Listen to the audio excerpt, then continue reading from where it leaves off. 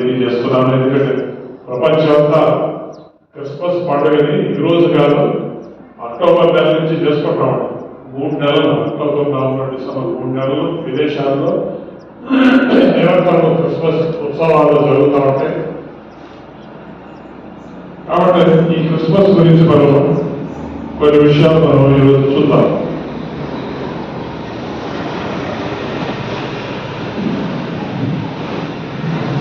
లూకాసు వార్త 2వ అధ్యాయం, లూకాసు వార్త 2వ అధ్యాయం మరి 10వ వచనం నుంచి 8వ వచనం చదువుతాం. లూకాసు వార్త 2వ అధ్యాయం 8వ వచనం నుంచి, ఆ దేశంలో కొందరు గొర్రెల కాపరులు పొలంలో ఉండి రాత్రి వేళ తమ మందల కాచుకొడుతుండగా ప్రభువు దూత వారి యొద్దకు వచ్చి నిలిచారు. ప్రభు మహిమ వారి చుట్టూ ప్రకాశించేందున వారు మిక్కిలి భయపడేది. అయితే ఆ దూత భయపడుకొని, ఇదిగో ప్రజలందరికీ కలుగబోవు మహా సంతోషకరమైన సువర్తమానం నేను మీకు తెలియజేస్తున్నాను. దావీదు పట్టణంలో నేడు రక్షకుడు మీ కొరకు పుట్టి ఉన్నాడు. ఈయన ప్రభు అయిన క్రీస్తు. దానికి ఇదే మీ కానవాలు. ఒక శిశువు కొద్ది గుడ్డలతో చుట్టబడి ఒక తొట్టిలో పండుకొని ఉంటున్నా మీరు చూచెదరని వారితో చెప్పారు. వెంటనే పరలోక సైన్య సమూహం ఆ దూతతో కూడా నుండి, సర్వోన్నతమైన స్థలములలో దేవునికి మహిమయు ఆయన ఇష్టమైన మనుషులకు భూమి మీద సమాధానం కలుగుగా కానీ దేవుని స్తోత్రము చేయుచుండెను. ఈరోజు మనము క్రిస్మస్ కి లేక క్రైస్తవ్యం, క్రిస్మస్ లేనిది మనకి క్రైస్తవ్యం లేదు. క్రిస్మసే క్రైస్తవ్యానికి కేంద్ర బిందువు. కాబట్టి ఈ క్రైస్తవులు కానీ క్రిస్మస్ కానీ మరి సుమారు 7 గుర్తులు ఉన్నాయి. వాటికి ఈ గుర్తులను జ్ఞాపకం చేసుకున్నప్పుడు వాటిని ఏమంటే symbols of Christianity, symbols of Christmas. Christmas యొక్క చిహ్నాలు లాంటి గుర్తులు సుమారు 7 ఉన్నాయి. అదేంటంటే మొట్టమొదటి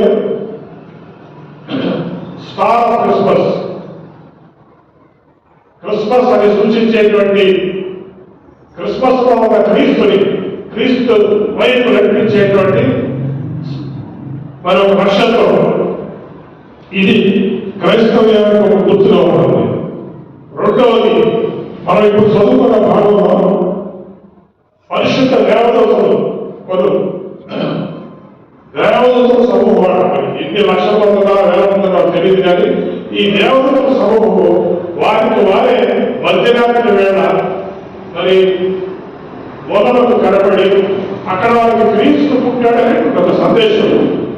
మరి ఈ జరిగిన సంఘటనే మనం చేస్తున్నటువంటి క్యారల్ పార్టీ అంటే మనం క్యారల్స్ కి ఇంటింటికి వెళ్ళి క్రీస్తు పుట్టాడనే దానికి ఇది ఒక మూలంగా ఉంటుంది. కాబట్టి మొట్టమొదటి స్టార్ నక్షత్రము, రెండోది క్యారల్స్, ఇంటింటికి వెళ్ళి మనము క్రీస్తు పుట్టాడని ప్రకటించేటట్టు మరి క్యారల్స్ పాటలు, క్రిస్మస్ పాటలు.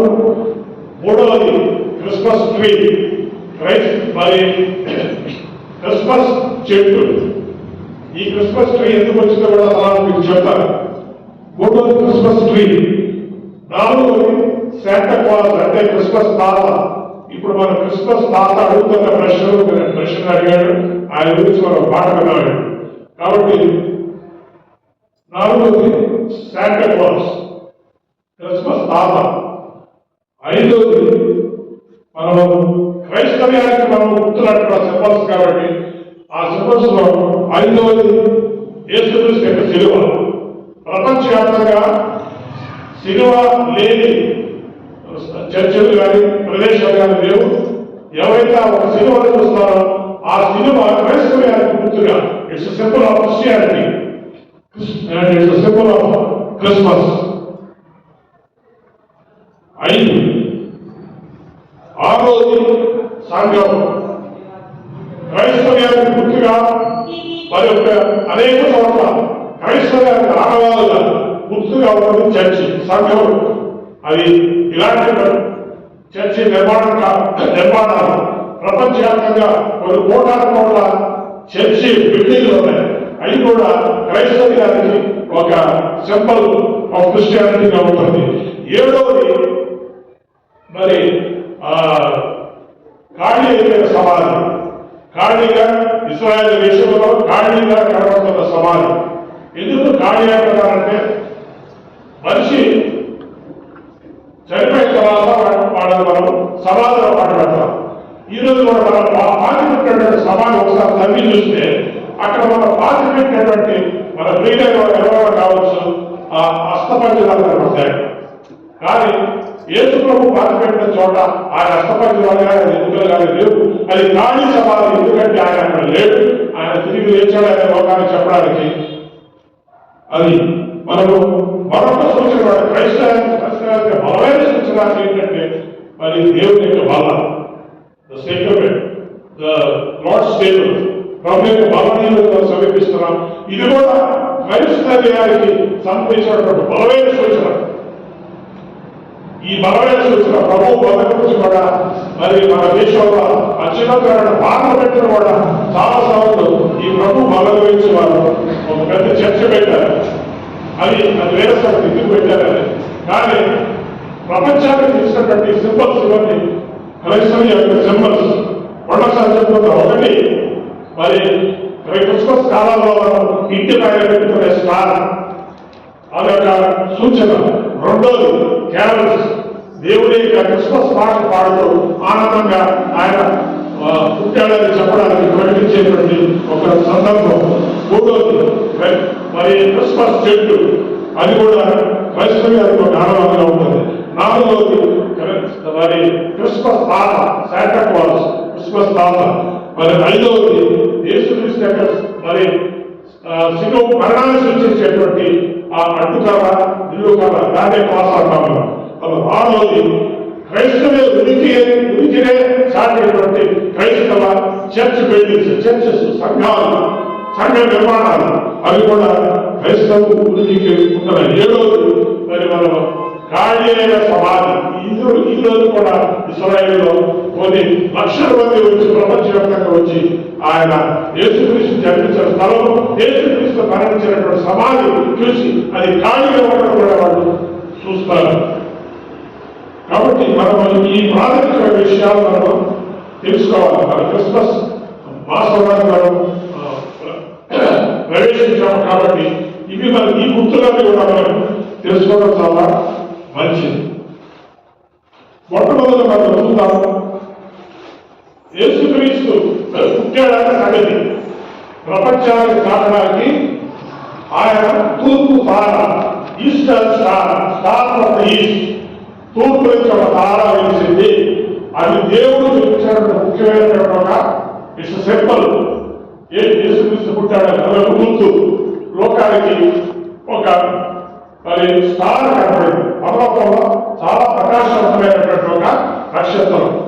సాధారణంగా అప్పుడప్పుడు కొన్ని సందర్భాల్లో గొప్పవాళ్ళు పుట్టినప్పుడు మరి అలాంటి నక్షత్రాలు కనబడతాయి అంటారు. గొప్పవాళ్ళు చనిపోయినప్పుడు కూడా అలాంటి స్టార్స్ కనబడతాయి అంటారు. అది నిజమో కాదో మనకు తెలియదు. కానీ మరి యేసుక్రీస్తు పుట్టినప్పుడు మాత్రం ఒక ప్రకాశవంతమైనటువంటి ఒక స్టార్ కనబడింది. ఆ తూర్పు తార దాని ముఖ్య ఉద్దేశం ఏంటంటే ఉంటున్నారా?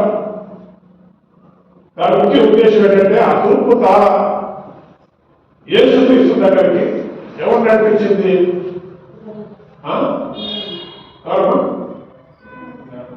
జ్ఞానం నడిపించింది. జ్ఞానం లేనివాడు తూర్పు దేశాల నుంచి, మరి ఆ తూర్పు దేశాలంటే కొంతమంది ఇండియా నుంచి అక్కడ వెళ్ళారంటారు, కొంతమంది చైనా నుంచి వెళ్ళారంటారు, లేక జపాన్ నుంచి వెళ్ళారంటారు, తెలియదు. కానీ ముగ్గురు జ్ఞానులు ఈ తూర్పు దేశాలంటే మొదటి తూర్పు దేశం కాబట్టి ఈ ప్రాంతం నుంచి, ఆసియా ఖండం నుంచి ముగ్గురు జ్ఞానులు వెళ్ళి యేసు ప్రభు మరి ఆ నక్షత్రాన్ని చూసి యేసు ప్రభు కరెక్ట్గా సరిగ్గా నడిపించబడ్డారు. కాబట్టి తారాన్ని దేనికి సూచనంటే యేసు క్రీస్తు దగ్గరికి ప్రజలను నడిపించేదే తూర్పు తార. మరి అది గుర్తుగా దేవుడు ఎందుకు పెట్టాడంటే, దేవుడు మనకు ఏం చెప్పాడంటే, మీరు ఈ లోకానికి వెలుగై ఉన్నారు, ఈ లోకానికి మీరు వెలుగై ఉన్నారు అని చెప్పాడు.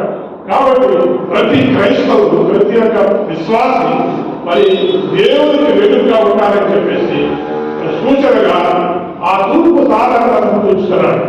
అంటే తూర్పు తార ఏ విధంగా అయితే ప్రజలను మరి ప్రభు దగ్గర నడిపించిందో, అలాగే మనమందరం కూడా జ్యోతులుగా వెలిగేటువంటి ఒక తారలపై దేవుడు అందించినటువంటి ఒక వెలుగు. మనము ప్రతి వారు కూడా తూర్పు తారలాగా ప్రభు దగ్గరికి ప్రజలను నడిపించాలి అనేది ఒక సందేశం. దేవుడు మన ముందు పెట్టినటువంటి ఏ గుర్తు కూడా అర్థం కాకుండా అది ఉండదు. అర్థమైన ఆచారం కాదని ఖచ్చితంగా అర్థం ఉంది. ఆ గుర్తులో ఒక పిలుపు ఉంది. ఆ పిలుపు జ్ఞాపకం చేసేటటువంటి సూచన స్టార్ ఆఫ్ డేవిడ్. మరి ఆ దావీదు నక్షత్రం లేకపోతే తూర్పు తార అనబడేటువంటి ఈ తూర్పు తార మీరు వింటున్నారు లేదా నాకు తెలియాలి. ఎందుకంటే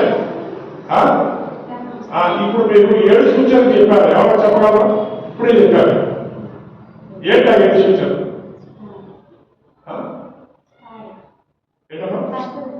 ఫస్ట్ తార. ఇంకా ఇంకా నువ్వేం చెప్తావమ్మా? నువ్వేమైనా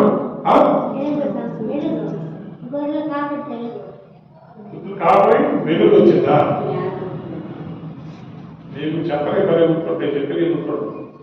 వెలుగు వచ్చింది నిజమైందా?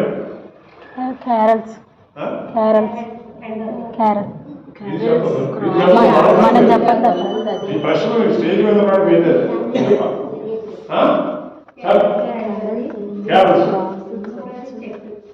మూడోది చెట్టు. చాలా చెట్టు మొత్తం పాటు చెప్పండి.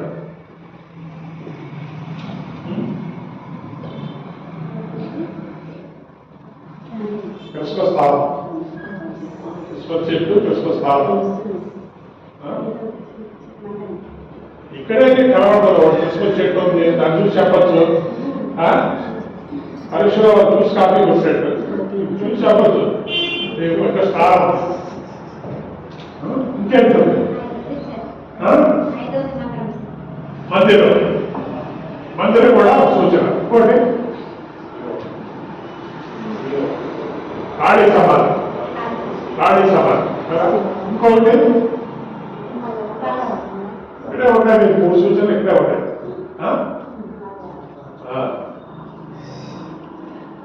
సరే, కాబట్టి దేవుడు దానికి ఆ స్టార్ ఆఫ్ డేవిడ్ దావీదు నక్షత్రంలో లేక తూర్పు తారని ఎందుకు పెట్టాడంటే, అది మనం మన కోసం పెట్టాడు. మనకి ఎప్పుడు జ్ఞాపకం చేయడానికి. మీరెవరంటే దేవుడు తూర్పు తారలు ప్రభు దేవుడు నడిపించేవాడు. అందుకనే అది నమ్మిన వాళ్ళందరూ కూడా నేను తూర్పు తారని, నేను ప్రభు దేవుడికి ప్రజలు నడిపిస్తానని నమ్మిన వాళ్ళందరూ ఇంటిపై స్టార్ పెట్టుకోవాలి. ఊరికనే కాదు. మామూలు టైంలో అసలు ఎవరో ఏం తెలియదు, ఎక్కడ ఏంటో తెలియదు. దేవుడు కూడా ఎక్కడ ఉంటారు. కానీ క్రిస్మస్ టైంలో మరి చాలా మంది స్టార్ పెట్టుకుంటారు. దేవుడు బిడ్డనే వాడు ఇక్కడ ఉన్నాడు, లేకపోతే దేవుని ప్రజలు ఇక్కడ ఉన్నారు అనేది మనకి తెలిపేటాడు. మీరు ఎవరో కూడా నలుగురు తెలుస్తారు. మామూలుగా మీరు ఎవరైతే తెలియాలి. మన జీవితాన్ని చూపించాలి. మన జీవితానికి సూచన కనుక దేవుడు మనకి ఇచ్చిన సింబల్స్ ఇవ్వాలి. దేవుడు మనకి ఇచ్చినటువంటి గుర్తులు ఇవ్వాలి. అవి మనం పెట్టాలి, నలుగురికి మనం చూపించాలి. ఈ అనంతపురం పట్టణంలో ఎత్తైన ప్రదేశం చూస్తే కొన్ని వేల కొద్ది నక్షత్రాలు ఈ టైంలో మనకు కనపడతాయి. వెలుగుతున్న నక్షత్రాలు ఈ ఊరంతా. అది మనకి ప్రభుత్వ సాక్షిగా ఉండడం విషయం మనకు సూచనగా ఉంటుంది. మరి ఎంతమంది ప్రభు దగ్గరికి ఎవరైనా దర్శిస్తున్నారు? నేను 7 ఏళ్ల క్రితం నేను మీకు చెప్పిన ఒక సందేశం నాకు జ్ఞాపకం కదా. మీకు జ్ఞాపకం ఉండదు. మీరే ఏం చెప్పారంటే, ప్రతి సంవత్సరం ఒక ఆత్మని దేవుడి దగ్గర నడిపించి వాళ్ళ సంఘంలోకి తీసుకొస్తారు. మేము ఎప్పుడు చెప్పామంటారా? మీరు చెప్పారు ప్రారంభ దినాల్లో ఇచ్చిన తొలి సందేశంలో ప్రతి విశ్వాసం కూడా మరొకరి దేవుడి దగ్గర నడిపి 1 సంవత్సరం టైం తీసుకోవాలి. ఇదేమిటి మామూలుగా కష్టమైన పనిగా 1 సంవత్సరం టైం.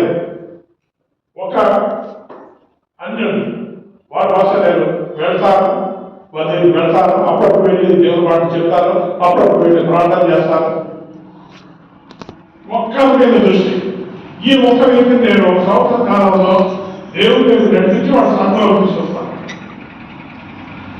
అనేది దేవుడి మీద వాళ్ళు మీరు కూర్చున్న వాళ్ళు కానీ ఇక్కడ రాలేని వాళ్ళు కానీ ఎవరైనా ఒక్కడ అలా అర్థం కాకుండా మన సంఘంలో ఈ మాటని కిటకిటలాడేది ఉండిపోయింది. ఇప్పుడు మీరు ఇక్కడ కూర్చున్న వాడు ఎంతమంది పెరుగుతున్నారు? 12 మంది ఉన్నారు. ఈ 12 మంది 1 సంవత్సరం కాలం టైం తీసుకొని ఒక్క వ్యక్తిని, అది ఎవరైనా స్త్రీ అయినా పురుషుడైనా ఒక్క వ్యక్తిని సంవత్సర కాలంతో వారి కోసం ప్రార్థన చేస్తూ వారి కోసం అప్పుడప్పుడు దర్శిస్తూ భాషలు చెప్తూ దేవుడిలో నడిపించి వారి సభలో తీసుకొస్తే అదే కదా తూర్పు తారా చేసింది. తూర్పు తార మహాజ్ఞానాలు చదువుకున్న దేవుడిలో నడిపించింది.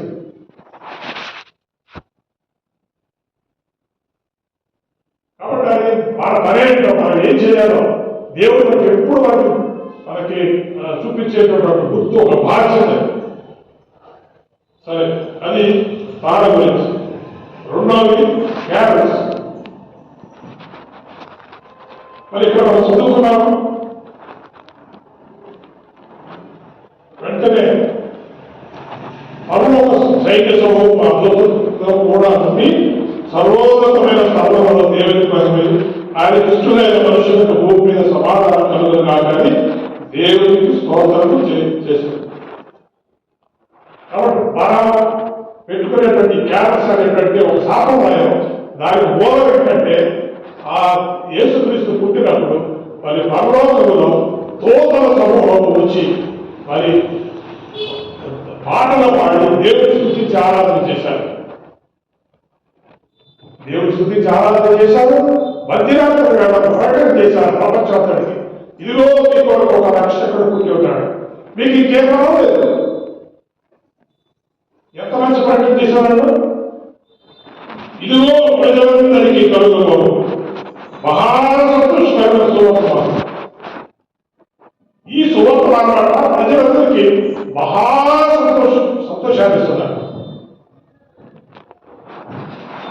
జీవితంలో మీరు ఏం చేసినందుకు మహాసంతోషం వచ్చింది చెప్పండి? ఏం చేస్తే మీకు మహాసంతోషం వచ్చింది?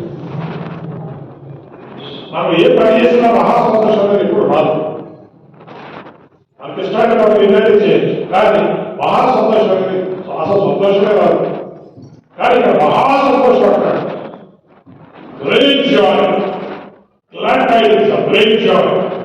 మహాసంతోషం మనకి దేవుడు ఇస్తానంటాడు. మహాసంతోషం.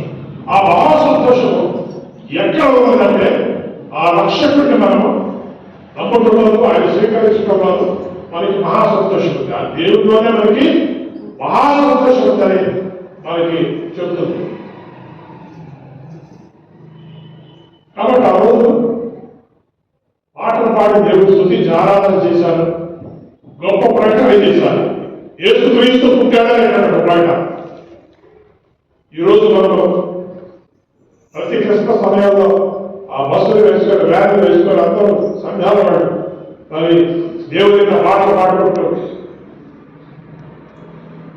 పరలోక ఆనందాన్ని భూలోకాన్ని తీసుకొని వచ్చి ప్రతి ఇంటి తట్టి ఆ పరిసర ప్రాంతాల్లో దేవుడి మరి సువార్తను మరి ప్రకటించేటువంటి మహాగొప్ప అది అవకాశం.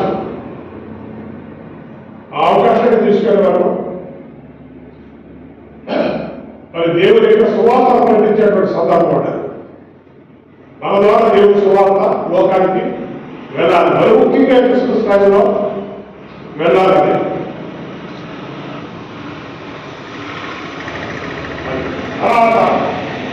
మూడోది క్రిస్మస్ చెట్టు. క్రిస్మస్ చెట్టు అనేది బైబిల్ ఎక్కడ లేదు, కానీ ఒక మంచి సాంప్రదాయంగా మొదలుపెట్టారు. మొట్టమొదటి జర్మనీ అనే దేశంలో ఈ క్రిస్మస్ చెట్టు అనే సాంప్రదాయాన్ని తీసుకొచ్చారు. దాని వెనకాల ఒక అర్థం ఉంది.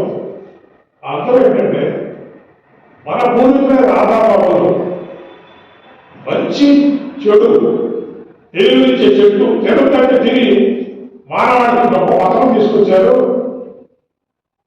మనుషులంతా బాడీ ఆ చెట్టు ఫాలో తగ్గడం వల్ల అయితే మనం ఇంకొకటి జ్ఞాపకం చేసుకోవాలి. ఇంకో చెట్టు ఏంటి? ఇంకో చెట్టు ఇంకో చెట్టు ఏంటి? రెండు చెట్లు ఉండేవి రాధాబాబు.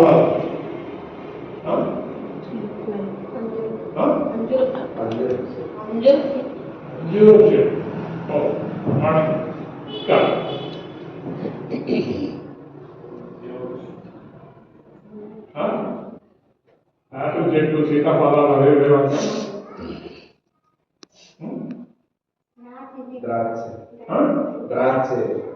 ద్రాక్ష చెట్టు. బ్రహ్మాండమైన సవాలు. ద్రాక్ష చెట్టు. మీరు ఎన్నాటి నుంచి గ్రహిస్తారు చెప్పండి? అమ్మో సవాలు బలిగా మొత్తమైనటువంటి ఏంటది? ఒలివ్ చెట్టు. ఇంకేం చెట్టు? ఏమో రాధపతి జ్ఞాపకం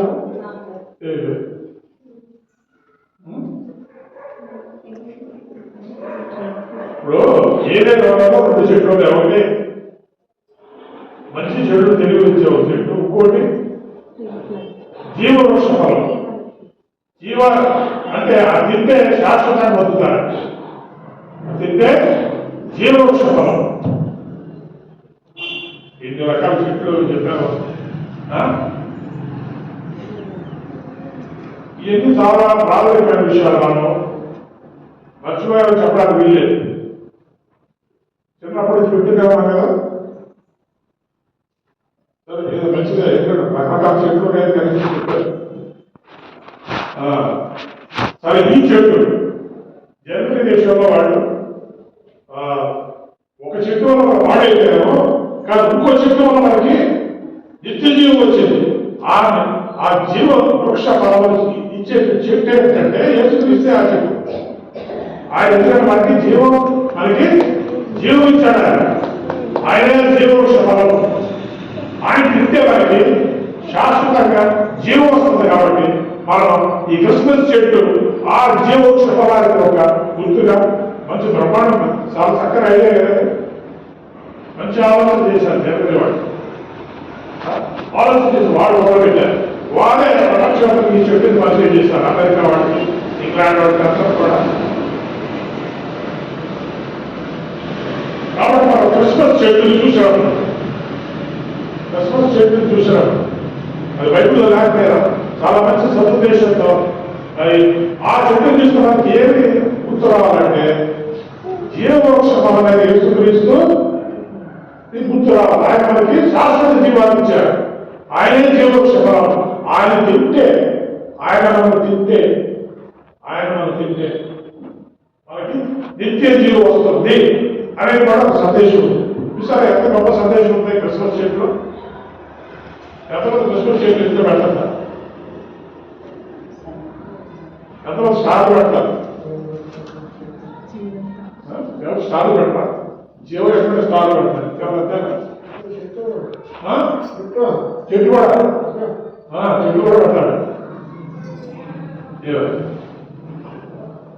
ఇవన్నీ మనకి లోకానికి చెప్పేటట్టు ఒక విధానం. ఈరోజు క్రీస్తు పుట్టాడు ఈరోజు అది రకరకాల తీరుల వల్ల, నక్షత్రం స్టార్ పెట్టడం వల్ల, చెట్టు పెట్టి ఎవరైనా పక్కింటో వచ్చి ఈ చెట్టు ఎందుకు పెట్టారంటే మనం చెప్పడం పెట్టాలి. ఈ చెట్టు మీకు తెలియదు కదా, ఈరోజు ఇంతకుముందు ఎవరు చెప్పుకుంటారు, కానీ ఈరోజు చెప్తారా జీవవృక్ష ఫలమైన యేసుక్రీస్తుకి ఒక గుర్తుగా క్రిస్మస్ చెట్టు ఉంది. ఎవరు అడిగితే అది చెప్పాలి. ఆ యేసు ప్రభు సాదృశ్యంగా ఉంది. యేసుప్రభు ఇచ్చేటువంటి శాశ్వతమైన జీవము, పరలోకము, మోక్షానికి ఏ పుస్తకం ఉందని మన నలుగురికి చెప్పడానికి ఒక అవకాశం. కాబట్టి క్రిస్మస్ చెట్టులో దానికి అంతరార్థాలు 4 శాంటా క్లాజ్ అంటే క్రిస్మస్ తాత. ఈ క్రిస్మస్ తాత గురించి మనం కొంత చెప్పుకోవాలి.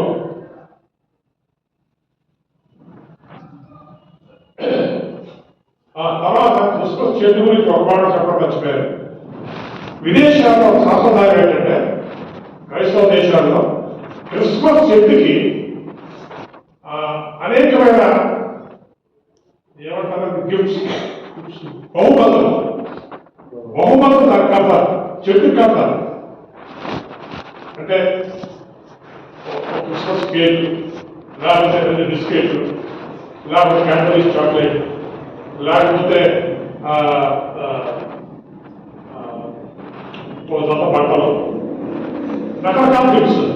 ఎన్ని చెట్టుకి పెద్ద చెట్టు కడతారు. ఆ చెట్టు కింద కడతారని ఆ పెద్ద చెట్టు ఇంటి బయట కడతారు. ఇంటి బయట పెట్టి ఆ చెట్టుకి అన్ని గిఫ్ట్స్ కట్టేస్తారు. మీరు బాగా ఎందుకంటే మీరు చేయాలి. ఆ బొమ్మలను మీరు కట్టేస్తారు. దేనికోసం అనేది చెప్పడమా? మీకు అర్థమైంది ఎందుకు కడతారు? ఆ ఇంట్లో ఉన్నాడు కడతారు, బయట పెడతారు. అది వాడు తీసుకోవడానికి కాదు. బయట ఉన్న వారు పేదవాడు ఎవరైనా, లేకపోతే దేవుడు ఎవరైనా సరే క్రిస్మస్ టైంలో వచ్చి ఆ క్రిస్మస్ చెట్టుకి వేలాడదీసినటువంటి వారికి ఇష్టమైన ఏదైతే తీసుకోవచ్చు. తిరుబండాలు ఉంటాయి, ఏదైనా వస్త్రాలు ఉంటాయి, లేకపోతే పనికి వచ్చే వస్తువులు, ఇవన్నీ కూడా కడతారు. అంటే ఒక రకంగా లోకానికి, పేదవారికి, లేని వారికి ఈ టైంలో వచ్చి మీరు తీసుకోండి, ఏం కావాలంటే తీసుకోండి. చర్చిలో కూడా అదే కడతారు. ఆ చర్చిలో ఉన్నవారు, బయట వారు ఎవరైనా వచ్చి ఆ పేదవాడు ఎవరైనా సరే, అయ్యో నాకు క్రిస్మస్ బట్టలు లేవు, నాకు ఇది లేదు, తీసుకోవచ్చు. అది తీసుకొని సంతోషంగా ఇంటికి వెళ్తారు. అంటే క్రిస్మస్ కాలంలో నలుగురికి ప్రయాణపరచడానికి దేవుడు మిమ్మల్ని ప్రేమిస్తున్నాడు, మేము కూడా మిమ్మల్ని ప్రేమిస్తున్నామని చెప్పడానికి అదొక సూచనగా క్రిస్మస్ చెట్టు నిండకి చూస్తాను.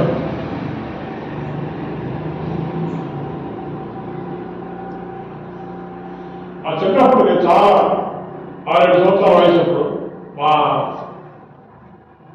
అత్తగారు అంటే నాన్నగారు ఆమె చెన్నై నుంచి ప్రతి సంవత్సరం మా దగ్గరకు వచ్చినప్పుడు ఒక పెద్ద బ్యాగ్ నిండుగా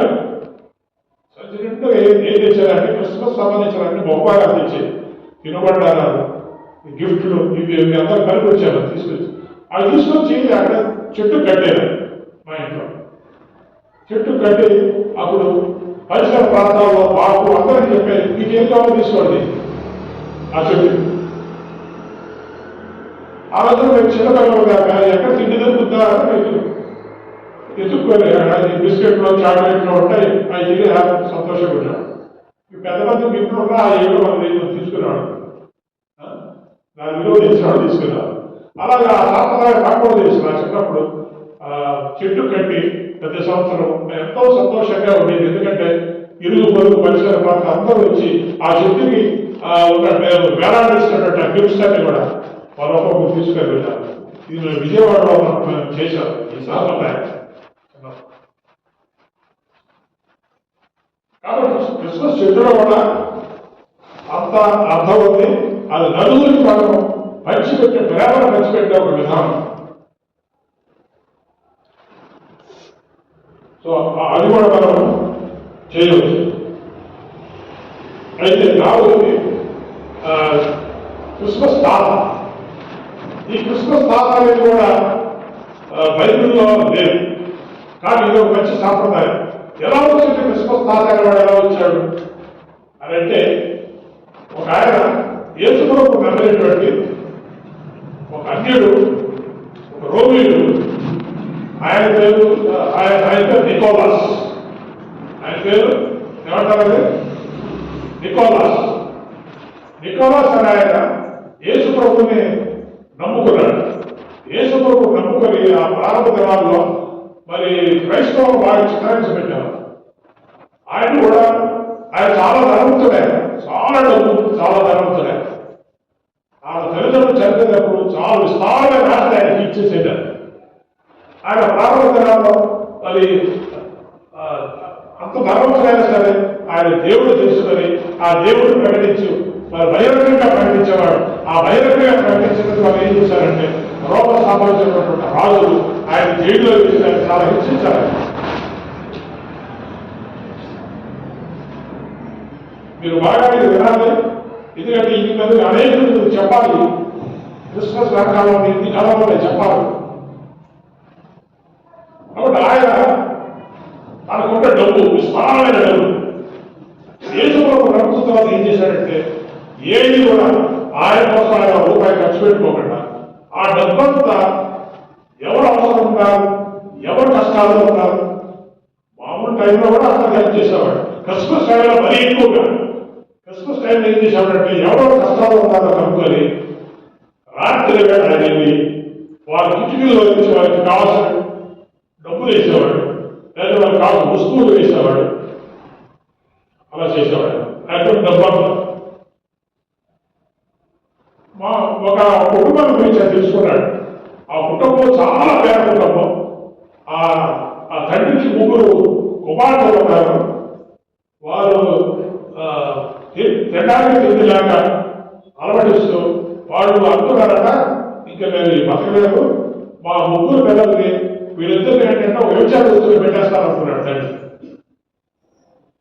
డబ్బులు లేదు, ఇంకా వ్యవసాయం చేసుకొని అలాగే బతుకుతారు, వేరే చచ్చిపోవాలి, వేరే మార్గం లేదు. ఆ విషయం తెలుసుకున్నాడు నికోలస్. తెలుసుకొని రాత్రి వేళ వాళ్ళ ఇంటికి వెళ్ళి ఆ కిటికీలో వచ్చి మనం చెప్పులో వేసుకుంటే సాక్స్ వేసుకుంటాం కదా, స్టాకింగ్స్ సాక్స్, షూస్ సాక్స్, ఆ సాక్స్ లో బంగారు కొంత వేశారు. వేసి అందరూ చుట్టి ఆ కిటికీలోకి లాగా వేశారు. చూస్తే ఒకే తీసుకొని చూస్తే బంగారు కొంత. ఇదేంటిది, ఎవరు ఇచ్చారు, ఎవరు ఎలా రాత్రి పడ వేశారు. ఆయన 3 రోజులు 3 బంగారు కోతలు వేశాడట కిటికీలో నుంచి. 2వ రోజు కూడా వేశాడు. ఇది విచిత్రంగా వాళ్ళ నాన్న 2వ రోజు చూసి ఆశ్చర్యపోయాడు. ఇదేంటి, మనకి దేవుడు మనకి పైకి వేశాడా, ఎవరో దేవతలు వేశాడా, ఏంటి లేదు దీంట్లో కనిపెట్టాలని చెప్పి మళ్ళీ వస్తాడు. ఎవరో వచ్చింది వేసిన రాత్రంతా వెళ్తున్నాడు. 3వ రోజు రాత్రంతా వెళ్తుంటే మళ్ళీ ఆయన నికోలస్ ఆయన వచ్చి ఆ కిటికీలో నుంచి 3వ ముద్ద బంగారు ముద్ద వేశాడు. వేస్తాను చూశాడంటే చూసి ఆయన ఆశ్చర్యపోయి ఆయనకి ఏదో పెద్ద అడాడు చేయమని ఏం మాట్లాడదు, మౌనం కొడుకు అలాగే ఎవరికి చెప్పద్దు, ఇది నేను వేశానని ఎవరికి చెప్పద్దు అని ఆయన అక్కడి నుంచే వెళ్ళిపోయాడు. అంటే ఈ రకంగా ప్రజల యొక్క కష్టాలు తెలుసుకొని వారు ఏ బాధపడతానో తెలుసుకొని పంటలు వచ్చి అట్టహాసంగా విలువ దీనికి ఇది ఇస్తాను అని చెప్పి ఏ ప్రకటన చేయకుండా రాత్రి వేళ వెళ్ళి వారికి గిఫ్ట్స్ ఇసిరేసేవాడు, ఇంట్లో డబ్బులు ఇసిరేసేవాడు, వారికి కావాల్సిన వస్తువులు ఇసిరేసేవాడు. ఇది నికోలస్ చేసినటువంటి పని. ఈ నికోలస్ అంటే ఆయన సామాన్యమైన వ్యక్తి కాదు. ఇది ఒకటే కాదు, డబ్బులు పంచడమే కాదు, కష్టాల్లో సహాయం చేయడం కాదు, ఇంకేం చేశాడో తెలుసా? ఆయన చాలా దేవుని యొక్క పరిశుద్ధాత్మ శక్తి వెప్పబడి కృపావరాలు కలిగినాడు. ఆయన ఒక 3 పిల్లలని ఎవరో చంపేశారని, హత్య చేశారని, హత్య గురైతే వారి దగ్గరికి వెళ్ళి వారిని మాట్లాడాలని సిద్ధమైతే వాడి దగ్గరికి వెళ్ళి ఆ శవాల దగ్గర చేసి ఉంచి ఆయన వారి తిరిగి లేపాడు. 3 చచ్చిపోయేవాడు శవాలుగా పడుతున్నటువంటి పిల్లల్ని తిరిగి లేచి వారి తల్లిదండ్రులకు అప్పచెప్పాడు.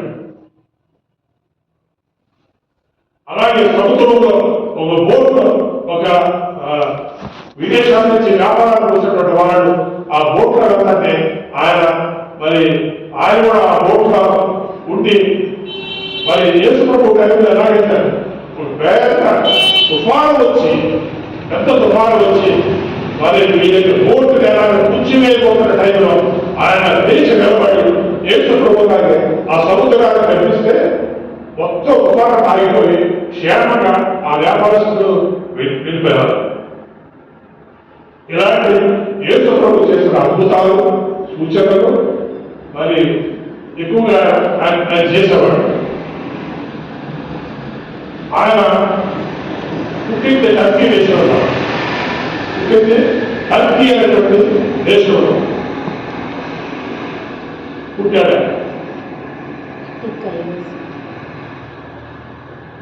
టర్కీ దేశంలో మరి ఆయన పటాలా అనేటువంటి ఒక పట్టణం, ఆ పటాలా అనేటువంటి పట్టణంలో ఆయన జన్మించాడు. ఆయన ఎప్పుడు జన్మించాడు తెలుసా? యేసు ప్రభు ఈ లోకాల నుంచి పైకి ఆరోహణమైన తర్వాత 250 సంవత్సరాల తర్వాత పుట్టాడు.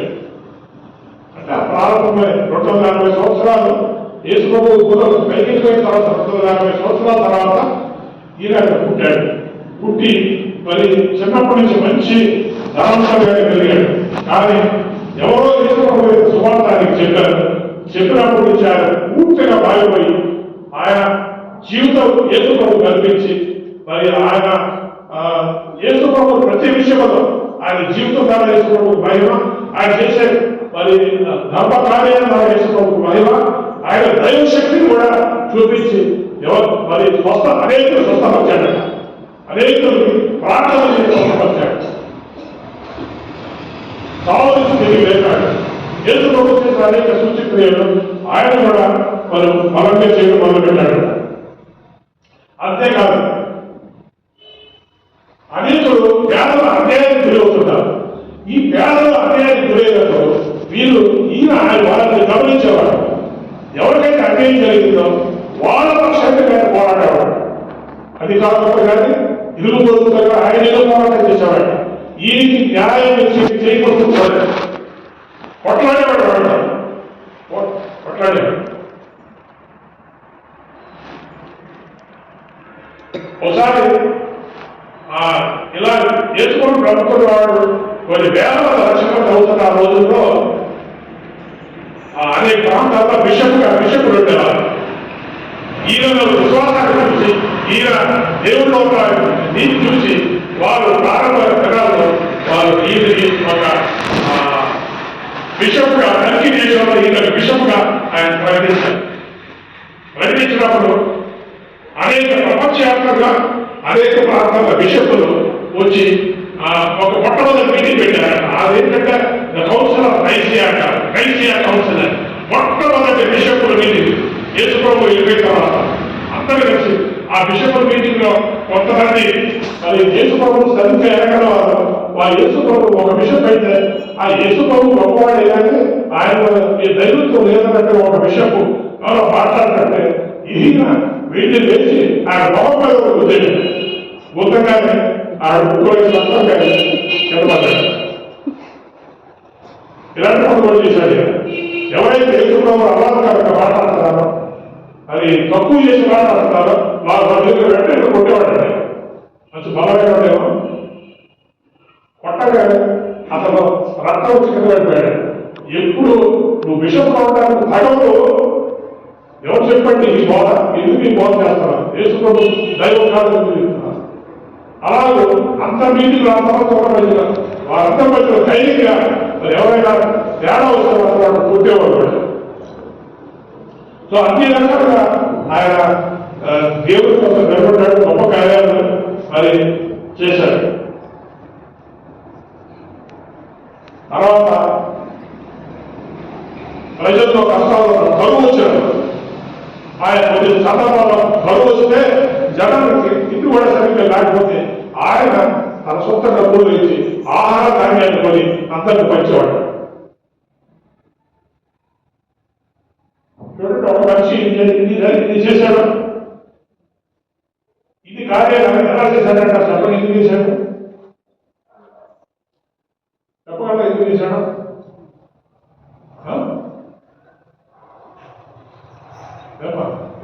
ఎందుకు చేశాడు? ఇన్ని కార్యాలు ఎందుకు చేశాడు? డబ్బులు డబ్బులు మాత్రం చేస్తారా? ఏదంటే డబ్బులు ఉండాలి, డబ్బులు ఉన్నాయి కాబట్టి అది కూడా సమాధానమే. కానీ కేవలం డబ్బులు ఉండాలంటే అంత చేయగలరు. క్రైస్తవులు అసలే చేయరు, క్రైస్తవులు డబ్బులు అసలే చేయరు చాలా మంది. కాబట్టి ఆయన ఎందుకు చేశాడు చెప్పండి? ఆయన డబ్బులుగా కరెక్టే, డబ్బులతో పాటు ఆయనకి దేవుడు తెలుసుకున్న వ్యక్తి, దేవుడి యొక్క వెలుగు ఆయన ఉంది. యేసు ప్రభువు చెప్పిన ప్రతి బోధ ఇది చేయాలనుకున్నాడు ఆయన చెప్పాడు కదా, నేను చేస్తాను.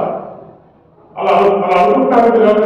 యేసు ప్రభు ఈయన బోధ చేశాడు, ఏదో ఒకటైనా చేయాలనుకుంటాను.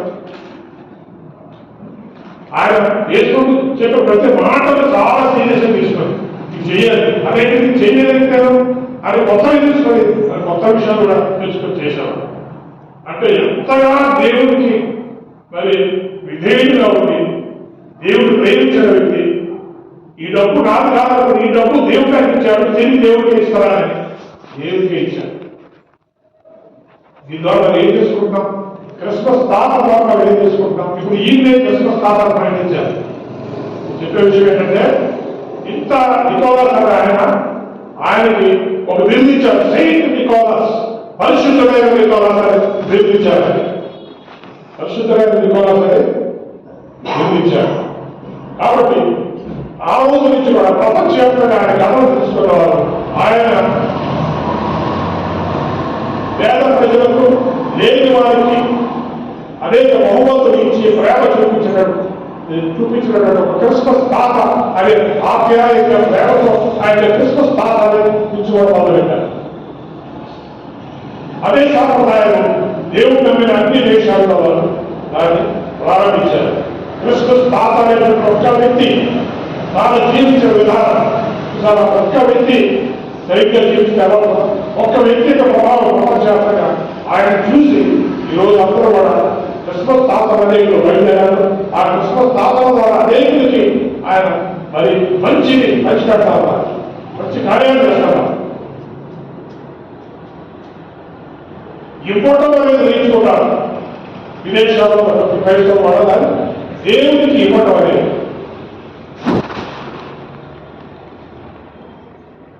మనకి ఒక్కసారి ఒక ఆదివారం ఒక కాలుకు వేయడానికి ఒకసారి ఎంత బరువుగా అనుకుంటారు. దేవుడు గొప్ప కాలుకు వేశారు.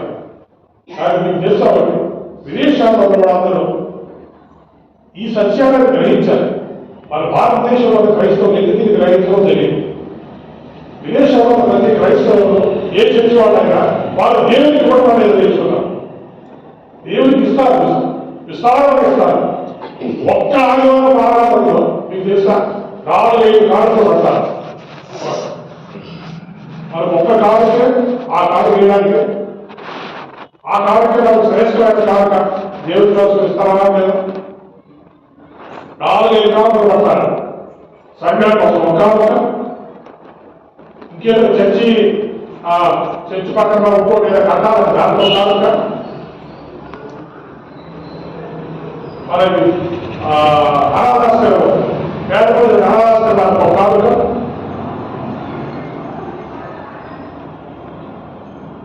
ఎక్కడో విదేశాల్లో ఉన్నటువంటి సేవలకు డబ్బులు పెంచుకొని పంపించడానికి ఇంకో కాలుక. ఒక్కోసారి ఆ సంఘం ఆరాధన చెప్పుకోవడం వచ్చేసిన తర్వాత సడన్ గా వస్తారట, ఏ ఇండియా నుంచో పాకిస్తాన్ నుంచి అక్కడి నుంచో వచ్చి నేను దేవుడు సేవ పెట్టి భారతదేశం నుంచి వచ్చాను అని వాడు ఒకసారి కనబడితే ఆ చర్చ ఆరాధన సింహంలో కూడా మన భారతదేశం నుంచి వచ్చాడట, లేదా భారతదేశం నుంచి వచ్చాడట, దేవుడు సేవపడట, మరి మనం ఆయన ఉత్సవిస్తాం పంపిస్తావా, పంపించొస్తావా అని చెప్పి ఇప్పుడు ఇంకో కారణం చేస్తారు. ఇంకో కారణం వాళ్ళకి ఎక్కువ టోపీ వేసుకుంటారు. టోపీ ఇస్తే టోపీలో పెడతారు. ఆ టోపీలో క్యాప్లో అందరూ కాబట్టి సార్లు పెడతారు. వాళ్ళెవరు కూడా తిప్పుతారు, చదువుకోరు. ఏంటి పాస్టర్ గారు ఇంటి కాలు పెట్టాడు, ఇంటి రకాలు మళ్ళీ ఎవరు వచ్చాడు, ఎవరు ఎవరు ఆ మార్పు ఇవ్వడమే ఒక మహాభాగ్యం అనుకుంటారు. వాళ్ళు ఎందుకు బాగుపడ్డారో తెలుసా? విదేశాల్లో క్రైస్తవులు ఈరోజు మన భారతీయులంతా అక్కడికి వెళ్ళిపోవాలంటే సెట్ అయిపోవాలనుకుంటారే ఆ దేశాలు. ఆ దేశాలు ఎందుకు బాగుపడేది తెలుసా? ఆ దేశాలు ఎందుకు బాగుపడేది తెలుసా? దేవుడికి ఇచ్చారు, ఇస్తూనే ఉంటారు. ఇవ్వడంలో విసుగుతారు లేదు, ఇవ్వడంలో విసుగుతారు లేదు. ఇన్నిసార్లు ఇస్తారు. అలా ఇస్తున్నందుకే ఆ దేశాలు బాగుపడ్డాయి, అలా ఇస్తున్నందుకే వాళ్ళ కుటుంబాలు బాగుపడ్డారు. వాళ్ళకి అంత డబ్బు ఎక్కడికి తెచ్చింది? అంత డబ్బు ఎక్కడికి తెచ్చింది? వాళ్ళు దేవుడు అనగానే ఒకవేళ వాడి జీవితం బాగుంటా బాగా దేవుడు అనగానే వాడు పెట్టే కాకేస్తారు, ఎన్నిసార్లు వేస్తారు. అదే వాడికి ఆశీర్వాదం. ఒక్క టర్కీ దేశంలో ఒక్క వ్యక్తి, ధర్మంతులైన వ్యక్తి ఒక దారి చూపించాడు.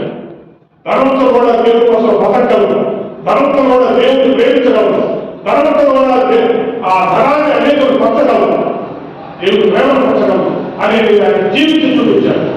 ధర్మంతుల్లో కూడా దేవుడి కోసం చేయకూడదు, ధర్మంతుల్లో కూడా దేవుడి ప్రేమ ఉంటుంది అని ఆయన చూపించాడు.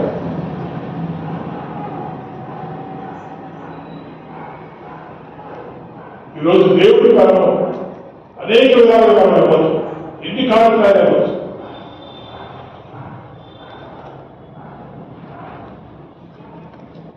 ఇదే విదేశాల్లో అయితే ఈ చర్చే ఏ విదేశాల్లో ఉంటే ఏమవుతుందో తెలుసా? ఈ చర్చ నేను విదేశాల్లో కట్టారనుకోండి, అప్పుడు ఏమవుతుందో తెలుసా? ఒక్క ప్రకటన కూడా చేయక్కర్లేదు. అదే కిటికీలు ఎలా ఉంటాయి, నేల ఎలా ఉంటాయి, ఇది ఎలా ఉంటాయి, ఎలా ఉంటాయి. ఈ చర్చ సరిగ్గా వైశాఖ లేదండి, ఇంకోటి లేదు. అడిగి వాళ్ళు వెంటనే ఒక వదిస్తారు. ఇచ్చేవాళ్ళందరూ ధనవంతులు కాదు, ఇచ్చేవాళ్ళందరూ ఇచ్చేవాడు. వాళ్ళు డబ్బుగా బ్యాంకులో తీసుకొని ఇస్తారు. విదేశాల్లో ఒక వెసులుబాటు ఏంటంటే ఎప్పుడు బ్యాంకులో డబ్బులు కావాలంటే ఇస్తారు. వెసులుబాటు నువ్వు చెప్పిన వచ్చావు, నువ్వు టీకెట్లో పనిచేస్తానన్నా సరే ఆ టీకెట్లో పనిచేసేవాడు కూడా బ్యాంకులో ఇస్తారు. వాడు ఎవరు ఏ సంతకం పెట్టక్కర్లేదు. కాబట్టి వాళ్ళ డబ్బులు అప్పు చేసి దేవుని సంఘాన్ని ఇలా ఉంచడం. మన సంఘంలో అనేక ప్రకటనలు చేశాము. దేవుడు ఉన్నాడు, దేవుడు ఇస్తాడు అన్నాడు. కానీ ఇచ్చేవారు మారలేదు. దేవుడికి ఇచ్చేవారు. ఇంట్లో బిల్డింగ్ డబ్బు చేస్తాం, ఇల్లు కట్టడం డబ్బు చేస్తాం, ఇంకో పని చేయడం డబ్బు చేస్తాం. దేవుడి పనికి వచ్చేసరికి మనం చాలా పరిశుద్ధులు. అమ్మో అప్పు చేసేవాడు దేవుడు సార్, అమ్మో నేను పరిశుద్ధురాలు, పరిశుద్ధుడు. దేవుడు అప్పు చేసేవాడే, అంత పరిశుద్ధంగా ఆలోచిస్తాం కదా. అన్నింటి అప్పు చేసి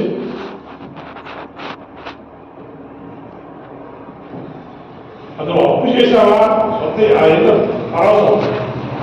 దేవుడికి ఇవ్వడం అనేది దేవుడు ప్రజలు తెలుసుకోవాలి. అనేక సార్లు ఇవ్వడం తెలుసుకోవాలి. ఇన్ని సాధిస్తున్నా ఆశీర్వాదం. దేవుడు నమ్మక దేశాలతో అడుగుతున్న దేశాలు, దేవుడు నమ్మక దేశాలు అడుగుతున్న దేశాలు.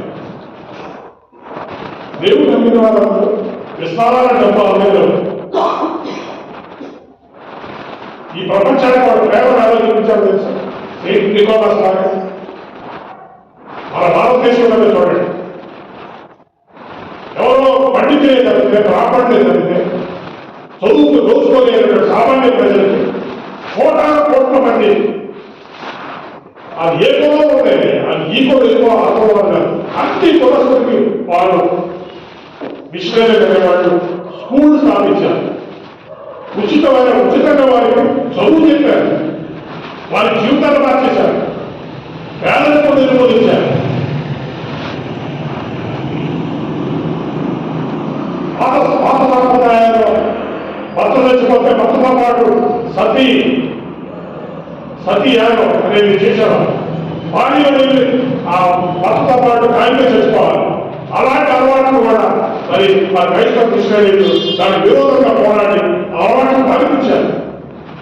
మన భారతదేశంలో అంటరానితనం, వీడు తక్కువవాడు ఎక్కువవాడు అంటుకోకూడదు అనేటువంటి ఆ చట్ట సాంప్రదాయాలని వాటన్నిటికి విరుద్ధంగా నిలబడి ఎవరైతే సంఘ బహిష్కరణ చేస్తారో, ఎవరైతే మీరు ముట్టుకోకూడదు అంటారో అలాంటి వారు మీరు తీసుకొని సంఘంలో తీసుకొచ్చారు. అందరూ వదిలిసి కూర్చోబెట్టారు. బట్టలు అయిన వాడు బట్టలు కుట్టేవాడు బట్టలు వేశారు. వాడు చదువు చెప్పించారు. నాగరికత నేర్పించారు. ప్రేమను చూపించారు. క్రీస్తు అంటే సంఘం అంటే ఎలా ఉంటుందని చూపించారు. భారతదేశంలో మిషనరీలు లేనటువంటి మరి ప్రదేశం లేదు. స్కూళ్ళు, హాస్పిటల్, ఎన్ని విషయాలు చేశారు కదా సార్. ఒక ఆమె, ఒక స్త్రీ మిషనరీగా మన భారతదేశానికి వచ్చి తమిళనాడుకి వెళ్ళి అక్కడ మిషనరీగా వచ్చినప్పుడు ఆమె చాలా పేద ప్రజలు, వారు అనేక స్త్రీలు గర్భవతులు కాబట్టి వారికి అసలు వారికి ప్రసవం చేయడానికి లేకపోతే వారికి ట్రీట్మెంట్ ఇవ్వడానికి ఏ పరిస్థితులు లేవు. గవర్నమెంట్ హాస్పిటల్నే చాలా గవర్నమెంట్ హాస్పిటల్కి వెళ్ళాలంటే మరి 100 కిలోమీటర్లు వెళ్ళాలి.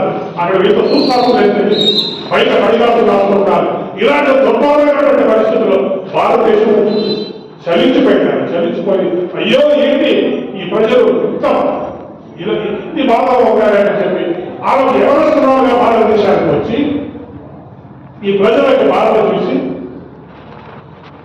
ఆమె లేదు నేను మళ్ళీ నా దేశానికి యూకే ఇంగ్లాండ్ అంటారు. ఇంగ్లాండ్ వెళ్ళి కాలేజీలో చేరి ఎంబీబీఎస్ చదివి ఆమె మంచి వైద్యురాలుగా అయి వచ్చి రాయవేలూరులో సిఎంసీ అనేటువంటి రాయవేలూరులో పెద్ద హాస్పిటల్ కట్టించారు. తెలుసు కానీ రాయవేలూరు హాస్పిటల్ ఎవరికి తెలుసా? అక్కడ చూసాను. రాయవేలూరులో మా పెద్ద హాస్పిటల్. ఒకప్పుడు మన భారతదేశంలో అసలు ఈ పెద్ద పెద్ద హాస్పిటల్ లేని టైంలో రాజకీయ నాయకులు ఎవరికైనా సరే వారికి అసలు మంచి వైద్యం ఎక్కడ దొరుకుతుందంటే ఢిల్లీ నుంచి వచ్చిన రాజకీయ నాయకులు, అనేక ప్రదేశాల నుంచి పెద్ద పెద్ద రాజకీయ నాయకులు వాళ్ళు అత్యవసర పరిస్థితుల్లో రాయవేలూరు వెళ్ళి అక్కడ వైద్యం తీసుకుని నయం చేసుకుని బయటకు వచ్చాము. తెలుసా? ప్రపంచం అంతా ప్రతి మంత్రికి, ప్రతి ప్రధానమంత్రికి అందరికీ రాయవేలూరు గొప్పతనం తెలుసు. తమిళనాడులో ఉంది. ఒక్క స్త్రీ, ఎవరి స్త్రీ భారతీయ బాధలు చూడలేక ఆయన యొక్క మిషనరీకి సెటిల్ అయిపోతామవుతుంది. వెనక్కి మళ్ళీ కాలేజీలు చేసి చదువుకొని మళ్ళీ ఎంబీబీఎస్ పట్టాలు వచ్చిందంటే ఎంత పట్టుదల కావాలి, ఎంత ప్రేమ కావాలి ప్రజలంటే. చేయలేదా? ఈ రోజు కూడా చాలా కష్టమైన కేసులంటే రాయవేలూరు వెళ్తే అక్కడ వాళ్ళు చక్కగా వైద్యం తీసుకొని బయటకు వస్తారు. ఎంత గొప్ప పని చేయలేదు చూడండి. ఒక్క వ్యక్తి ఒక త్యాగం, ఒక్క వ్యక్తి యొక్క ప్రేమ. మదర్ తెరిసా చాలా మంది తెలుసు కాబట్టి నేను చెప్పట్లేదు. ఈ తెలియని విషయం తెలియని చాలా మంది లేదు. దీనిగా ఎంత చదువుతారు రాయవేలూరు గారు చదువు ఎంతమంది ఉన్నారు. ఇన్ని కథలు అలాంటివి వారు వెళ్ళి దేవుడి కోసం ఇన్ని త్యాగాలు చేసి హాస్పిటల్కి వెళ్ళారు, ఇల్లు కట్టించారు, పేదలకి స్కూళ్ళు కట్టించారు. వారి వల్ల ఎంత మీకు ఒకటి చెప్తారు, మీరు ఈ విషయం తెలుసుకోవాలి. ఒక ఇందిరాగాంధీ మన దేశంలో ప్రధానమంత్రిగా ఉన్నప్పుడు ఏం జరిగిందంటే ఆమెతో కూడా సహచరంగా కొంతమంది మంత్రులు ఉంటారు. ఆ మంత్రులలో ఒక ఆయన కమలాపతి త్రిపాఠి అనేది యూపీ ఉత్తరప్రదేశ్ దేశానికి చెందిన ఆయన రైల్వే మంత్రిగా ఉన్నాడు. రైల్వే విషయాలను చూసుకుంటాడు. ఆయన బావమరిది కృపానంద త్రిపాఠి, ఆయన ఒంట్లో బాగలేక చాలా సీరియస్గా ఉంటే ఆయన ఇందిరాగాంధీ ఎక్కడ పంపించి చూసారు.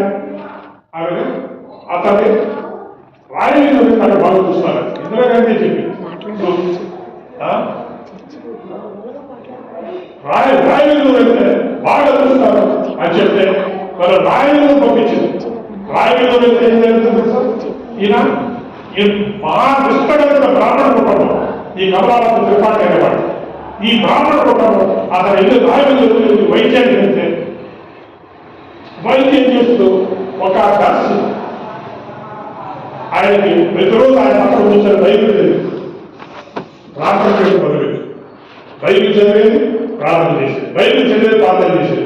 ఆయన ఆ భార్య బయటకు వచ్చేలోపు ఆయన యేసుప్రభుడు అక్కడే తగ్గుతుంది, క్రైస్తవుడు అయిపోయి అక్కడే ఆ రాయవేదుల్లో ఆ సంఘం ద్వారా బాప్తిసం తీసుకొని క్రైస్తవుడుగా రాయవేదుల నుంచి ఢిల్లీ వెళ్ళాడు.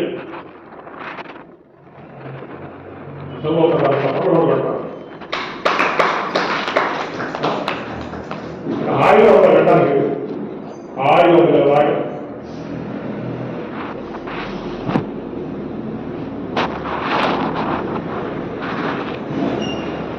ఆయన వెళ్ళి తిరిగి క్రైస్తవుడుగా వెళ్ళి మరి అనేకులు యేసు ప్రభుత్వం చెప్పడం పెట్టాడు. ఆయన ఎంపీలందరికీ కాంగ్రెస్ పార్టీలో ఇతర పార్టీలో ఎంపీలందరికీ ఇంటికి వెళ్ళి మరి యేసు ప్రభు నిజం చెప్పారు. ఒకసారి ఇందిరాగాంధీ కూడా చెప్పాడు యేసు ప్రభు నిజం దేవుడు. ఇందిరాగాంధీ కుమారుడు సంజయ్ గాంధీ చచ్చిపోతే ఈ కృపాలను చెప్పాడు ఎవరో తెలుసా? ఇందిరాగాంధీ ఇంట్లో ఏ శుభకార్యం జరిగినా ఒకవేళ ఏ కార్యం జరిగినా కూడా ఆయన వచ్చి మంత్రాల దగ్గర పూజ చేయాలి. ఎవరు ఇప్పుడు క్రైస్తవులు ఆ ఇంటికి పూజ చేసేవాడు అంటే ఆ కుటుంబం పూజ చేయాలి. అప్పుడు ఈ సంజయ్ గాంధీ చచ్చిపోతే ఆయనకి ఇంకా సమాధి కార్యక్రమం అప్పుడు ఆయన స్వయంగా ఫోన్ చేసి ఈ కృపాడికి చెప్పింది, చూడు నువ్వే వచ్చి ఆ కర్మకాండ జరిగించాలంటే అసలు ఇందిరాగాంధీతో మాట్లాడడానికి ప్రజలు పోయేవారు రైతులు. ఎందుకంటే ఆమె ఒక పెద్ద నియంత్రణ ఆలోచనలు ఉంటాయి, భయపడేవారు. అయితే ధైర్యంగా ఆయన పూర్వ ఏం చెప్పాడు ఇందిరాగాంధీకి, madam I cannot talk of Puja in your house. నేను మీ ఇంట్లో పూజ చేయలేను మేడం, ఆ విషయం బాధని నేను బాధపడలేదు మేడం. ధైర్యంగా చెప్పాడు, నేను బాధపడలేదు. బాధలంటే యాజకుడు కదా, బాధలేదంట హాస్టల్ బాధలేదంట. సరే నేను హాస్టల్ ట్రై చేయాలని చెప్పాడు. ఆమె దేవుడు ఎంత కార్యం చేశాడంటే ఆ టైంలో ఆవిడ ఏ లోపం రాలేదు. Okay Tripathi coming pray for my son, నా కొడుకు కోసం ప్రార్థన చేయాలి. ఆమె నీకు ప్రార్థన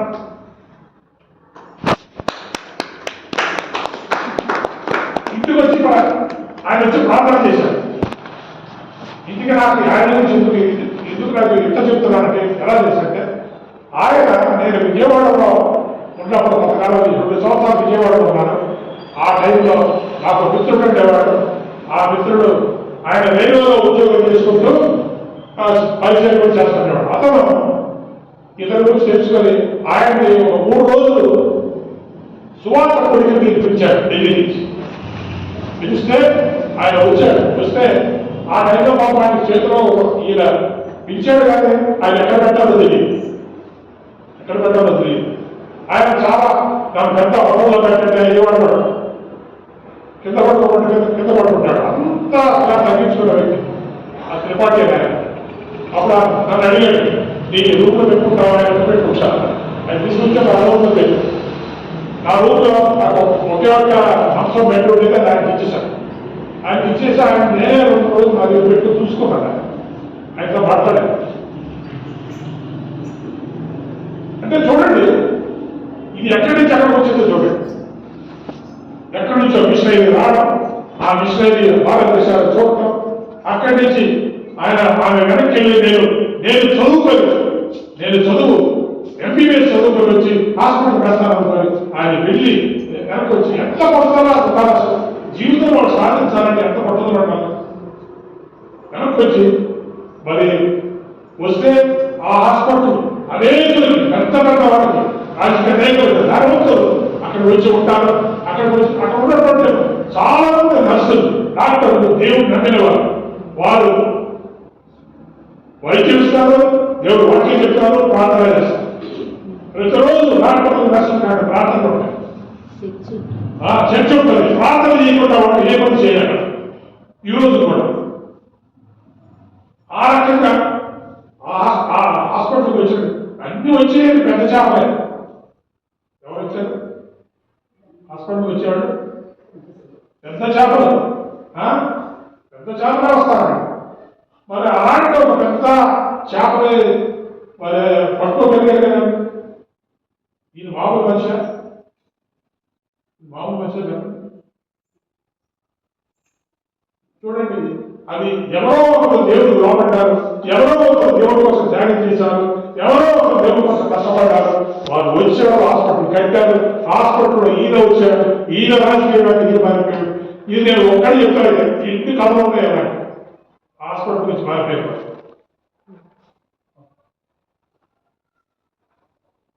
ఎంత గొప్ప విషయం కదా. మన క్రైస్తవులు అలాంటి వాళ్ళు చెప్తారు, అది చెప్పారు కదా. మన క్రైస్తవులు అంటాడంటే విజయవాడకి ఉద్యోగ సభకు వచ్చాడు. వచ్చినప్పుడు నా దగ్గర ఉన్నాడు ఆయన దగ్గరికి, అయ్యా ఇంత గొప్ప మంది, ఇంత గొప్ప ఇలా బాధ్యత కదా, గొప్ప సేవకుడు కదా, ప్రార్థనలు తీసుకోకుండా చర్చి ఆ ఉద్యోగ సభ దగ్గర నుంచి ఆ హైవే రోడ్డు పెద్ద క్యూ లేదు. ప్రజలు ప్రార్థన కోసం కాదు, కాగితాలు పట్టుకొని వచ్చారు. ఇందిరాగాంధీ దగ్గర కాగితాలు పట్టుకొని వచ్చి మాకు ఇందిరాగాంధీ చెప్పి మాకు ఇక్కడ ఇల్లు ఇప్పించండి, మాకు ఇక్కడ పెన్షన్ ఇప్పించండి, మాకు ఇక్కడ ఇంకోటి చేయండి, ఇంకోటి చేయండి, మాకు డబ్బులు ఇప్పించండి, అన్ని కాగితాలు కట్టలు కట్టలు కాగితాలు.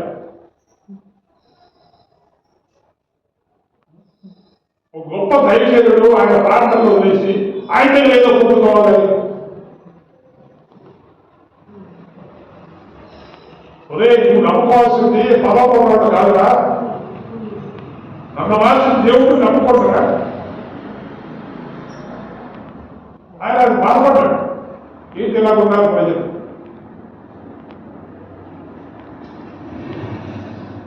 కాగితాలు ఇవ్వడానికి ఏమంటా అర్జీలు అంటా కదా, అర్జీలు ఇచ్చేస్తారు.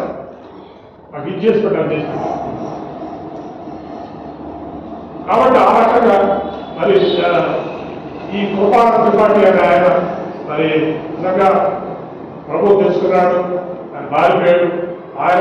ఆయనకి ఎక్కడంటే ప్రతి రాజకీయ వ్యక్తి ఆ రోజుల్లో ఇందిరాగాంధీ ఇంటికి వెళ్ళి రాజీవ్ గాంధీ ఉంటే రాజీవ్ గాంధీ పిలిచి కూర్చోబెట్టి ఆయన కూడా సువార్త చెప్పాడు. ఆయన సువార్త చెప్తే విన్నాడు. విని నవ్వి ఓకే మంచిదే, అంతా మంచిదే, కానీ నువ్వు నాకు నా భార్యకి చెప్పు ఈ సువార్త అని చెప్పాడు. అంటే నువ్వు చెప్పావు కానీ ఇవన్నీ నేను చేయలేకపోవచ్చు, నువ్వు చెప్పినవన్నీ చేయలేకపోవచ్చు, కానీ నా భార్య చెప్పి నా భార్య అయితే చేస్తున్నావు నా చేయగలడు అన్నాడు. ఇవన్నీ చాలా విషయాలు నాతో పంచుకునేవాడు. ఫోన్ చేస్తాడు, రాష్ట్రపతి వెంకటరావు దేశానికే అధ్యక్షుడు వెంకటరావు, నేను ఇంటికి వాళ్ళు వస్తున్నాను, రా నీకు అప్డేట్ రానాయన వస్తే కూర్చోబెట్టి దేవుడు నాకు చెప్పేవాడు. నేను యేసుప్రభు నమ్ముకున్నాను, దేవుడు నమ్ముకోండి, యేసుప్రభు గొప్ప దేవుడు. ఆయన ద్వారా ఆ టైంలో ఎంపీలందరూ సువార్తలు ఉన్నారు, రాజకీయవేత్తలు సువార్తలు ఉన్నారు, వంశులు సువార్తలు ఉన్నారు. ఆయన ఏమంటారు, అంత మహా ఇష్టమైన బ్రాహ్మణుడు ఇద్దరు గారిని ఎక్కువ పూజలు చేసినట్టు బ్రాహ్మణుడు. మన అంత గొప్ప సాక్షి ఎవరెవరు ఇద్దరు గారిని కూడా ఏమంటారు.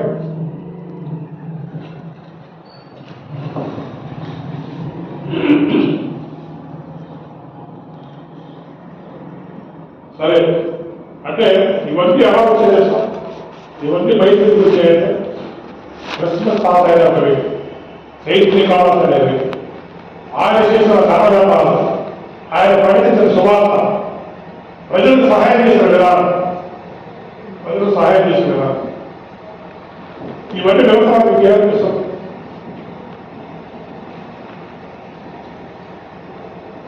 అలా ఉంచుకోకండి, అలా ఎత్తండి. ఏమనిపిస్తుంది రండి చెప్పిన తర్వాత అనిపిస్తుందా మంచి చేయాలి. మంచి చేయాలనుకున్నప్పుడు మనస్తత్వం ఎక్కువ మారకపోతుంది. డబ్బులు ఉంటే చేయగలం, డబ్బులు ఉంటే ఎక్కువ చేయగలం. కానీ ఎన్నో విషయాలు మనం ఇక్కడ నేర్చుకోవాల్సింది ఏంటంటే దేవుడికి ఇవ్వడం అనేది నేర్చుకోవాలి. దేవుడికి ఇవ్వటం అది ఎన్నిసార్లు ఆయన ఇవ్వటం వాళ్ళు నేర్చుకున్నారు కాబట్టి వాళ్ళు బాగుపడ్డారు. మన భారతదేశంలో వాళ్ళు నేర్చుకోరు. ఇలాంటి ప్రకటన చేస్తే అమ్మ భాషగా డబ్బులు అడిగేస్తున్నారు, వెంటనే భాషగా డబ్బులు అడిగేస్తారు.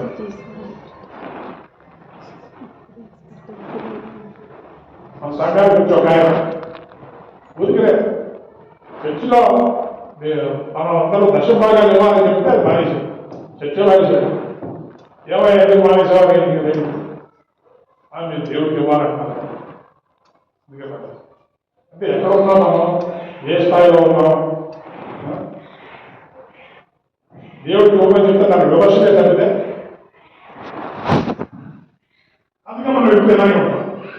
వాళ్ళ దేశం ఎలాగే ఉంటుంది, వాళ్ళ పరిస్థితులు ఎలాగే ఉంటాయి. వాళ్ళు తెలుసుకున్నారు, రాష్ట్రం తెలుసుకున్నారు, దేవుడికి ఇవ్వడం రాష్ట్రం ఇవ్వాలని తెలుసుకున్నారు. వాళ్ళు విస్తారాన్ని ఇస్తున్నారు, ఉండి కాదు లేకపోతే ఇస్తారు. అది గొప్ప విషయం. సరే ఎంతనే చెప్పుకోవచ్చు కదా, ఎంత ముగిస్తాను. ఇంకా 3 పాయింట్లు ఉన్నాయి నా అవసరం అవుతుంది. కానీ క్రిస్మస్కి సంబంధించింది అయితే ఒకటి తార, రెండోది క్రిస్మస్ క్యారల్స్, మూడోది క్రిస్మస్ చెట్టు, 4వ క్రిస్మస్ తాత.